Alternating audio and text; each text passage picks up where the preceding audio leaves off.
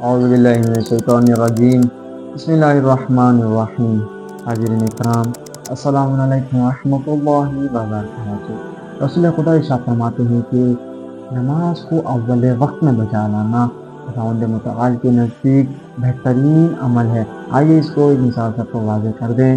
جب صبح سویرے اسکول یا کالج جانے کے لیے تیار ہوتے ہیں تو ہماری کوششیں یہی ہوتی ہیں کہ کلاس کے اول وقت ہی اسکول یا کالج میں داخل ہو جائیں۔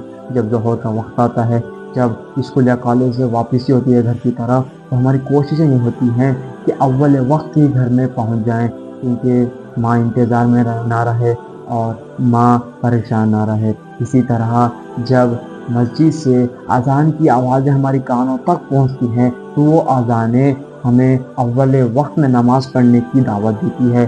لہٰذا ہمیں چاہیے کہ نماز کو اول وقت میں ادا کریں، کیونکہ اول وقت میں نماز کو ادا کرنا خداوند متعال کے نزدیک بہترین عمل ہے۔ والسلام علیکم ورحمۃ اللہ وبرکاتہ۔